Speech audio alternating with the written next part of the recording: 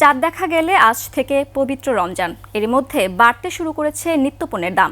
বিশেষ করে রোজার পণ্যগুলোর দাম বেড়েছে। খুলনা থেকে যুক্ত হচ্ছেন আমাদের প্রতিনিধি আশরাফুল ইসলাম নূর। যাচ্ছি তার কাছে। নূর, রোজার আগে নিত্যপণ্যের দাম কেমন বেড়েছে বিস্তারিত জানাবেন।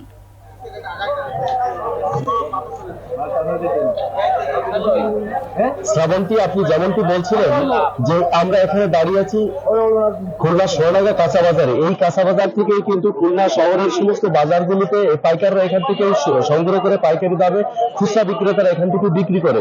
আপনি জেনে থাকবেন যে রোজাকে সামনে রেখে কিন্তু প্রত্যেকটা শাক সবজি কাঁচা তরকারির দাম বেড়েছে। বিশেষ করে রমজানের যে অতি প্রয়োজনীয় জিনিসগুলো বেগুন, লেবু এবং খিরাই, এগুলোর দাম কিন্তু দ্বিগুণ হয়ে এখন 80 থেকে 100 টাকা মূল্যে বিক্রি হচ্ছে এবং লেবু প্রতি হালি আপনার 60 থেকে 70 টাকা হালির দরে বিক্রি হচ্ছে, যেটা গতকালকেও কিন্তু দামের অর্ধেকের কম ছিল। আপনি জেনে থাকবেন যে নির্দিষ্ট আয়ের মানুষ এবং বিশেষ করে মধ্য এবং নিম্ন মধ্যবিত্তের মানুষ কিন্তু এখনো নাবিশ্বাস হচ্ছে বাজার দ্রব্যমূল্য বাড়ি নাই, এমন কোনো মূল্য শাকসবজি বা তরিতরকারি নাই। আমরা দেখতে পাচ্ছি যে শীতকালীন শাকসবজি কিন্তু বাজারে কমতে শুরু করেছে এবং এর মধ্যে রমজান চলে আসায় বিশেষ করে কাঁচা বাজারগুলোতে কিন্তু দাম লাগামহীন ভাবে বেড়েছে।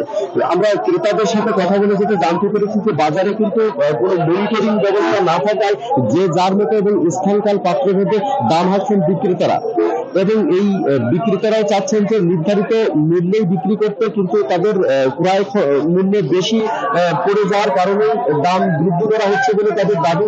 এবং বিক্রেতারা বলছেন যে 2-1 দিনের মধ্যেই আবার বাজার মূল্য স্থিতিশীল অবস্থায় আসতে পারে। মাঠের অলরাউন্ডার আমি, আর ঘরের all rounder Tylox. Tylox toilet cleaner, clean মানেই টাইলক্স। তো আমরা আপনাদেরকে একটু যদি ঘুরে দেখাই যে বেগুন গতকালকে বিক্রি হয়েছিল 40 টাকা, সেই বেগুন কিন্তু আজকে 80 থেকে 100 টাকা খুচরা মূল্যে বিক্রি হচ্ছে। টমেটো, শিম এগুলো 40 থেকে 45 টাকায় বিক্রি হচ্ছে। সবচেয়ে বেশি যেগুলো প্রয়োজন কম দামে সেই জিনিসগুলোর কিন্তু দাম বেড়েছে।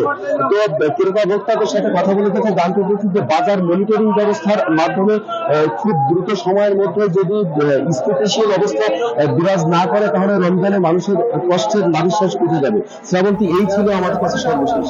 নূর, ধন্যবাদ আপনাকে।